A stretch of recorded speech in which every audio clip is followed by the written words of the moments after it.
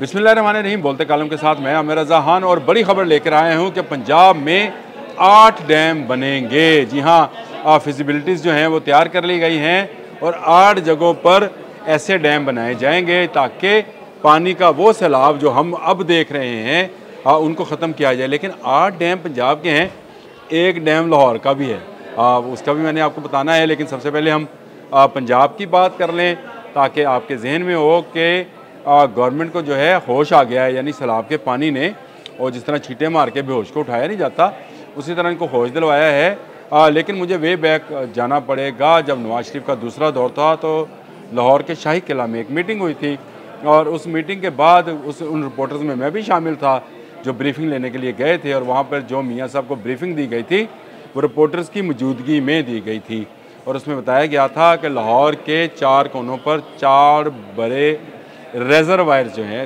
जो आप उसको हेडवर्क समझ लें, बनाए जाएंगे जहां पर सारा साल रावी में आने वाला जो पानी है उसको ना सिर्फ ट्रीट कर कर रखा जाएगा बल्कि 12 से जो पानी आता है 3 से 4 एकड़ मिलियन फीट पानी होता है वो जो है उसको महफूज किया जा सकेगा। इससे एक तो लाहौर का वाटर लेवल बढ़ेगा, दूसरा इसमें जो है लाहौरियों को पीने का साफ़ पानी जो है मुहैया किया जा सकेगा, और तीसरा आबपाशी के इस्तेमाल में आएगा। लिहाजा इरिगेशन को ये ज़िम्मेदारी दी गई, लेकिन ना वो दौर रहा।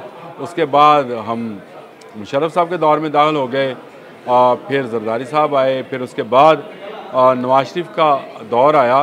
तो 2018 में दोबारा से फाइलें निकाली गई, उनको झाड़ा गया और पेश कर दिया गया कि जनाब ये एक रेजरवायर्स बनने थे, इसका क्या किया जाए। अभी वो मंजूरी होनी थी कि हमें तब्दीली जो है उसका सामना करना पड़ गया और उस तब्दीली ने सब उलट पुलट कर दिया।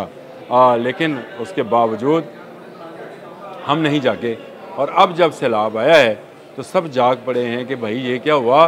वो दरिया जो सोए पड़े थे, जिनको हम ये समझते थे बकौल तब्दीली वाले लीडर के कि ये गंदे नाले बन जाएंगे, उनमें इतना पानी आया कि जितना तारीख़ में कभी नहीं आया है। 88 का सैलाब मुझे याद है, उसके बाद ये पानी है।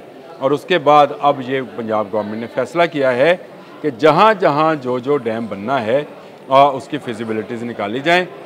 इसमें चाहे लाहौर शामिल है, इसमें जो डैम बनने हैं उनकी तफसील भी मैं आपसे ज़रूर शेयर करता हूँ कि जो तजवीज़ किए गए हैं। इनमें सबसे पहला जो है अखौरी डैम है जी, अटक के मुकाम पर। ये हारो दरिया है, एक डिस्ट्रीब्यूटरी नदी है जो कि आगे जाकर सिंध में मिलती है।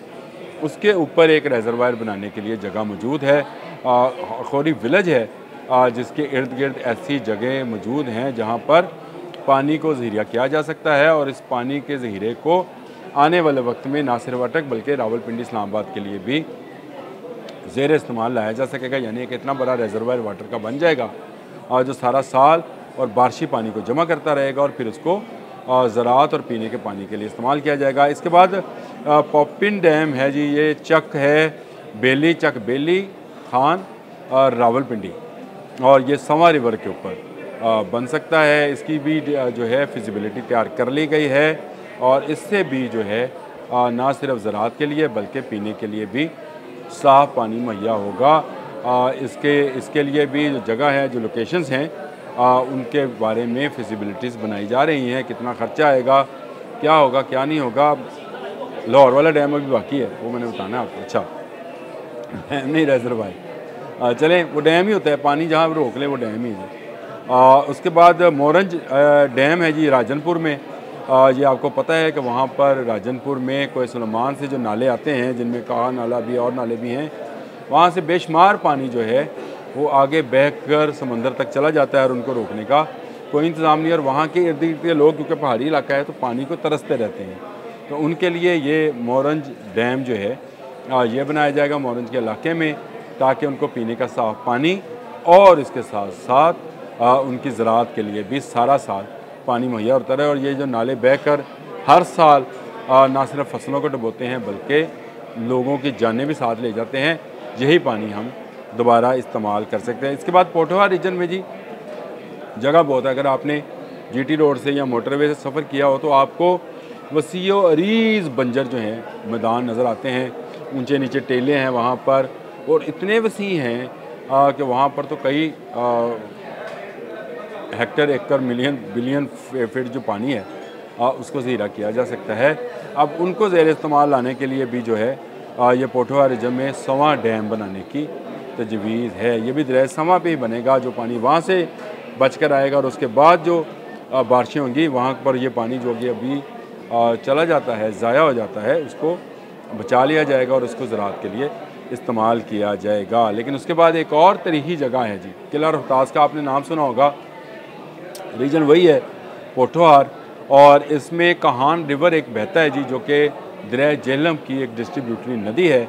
उसके ऊपर रोहतास डैम का मंसूबा है, इसकी फिजिबिलिटी बनाई जा रही है, और ये भी वही वैसी ही जगह है जैसी पोठोहार की पूरी जगह है। ये झेलम के नज़दीक है, और उसके बाद आपका बहुत बड़ा ज़राई लैंड जो है वो शुरू हो जाता है। तो इसके लिए सारा साल पानी मिलेगा, यहाँ के रहने वाले लोगों के लिए रोज़गार के मौके पैदा होंगे, तफरीह गाहें बनेंगी।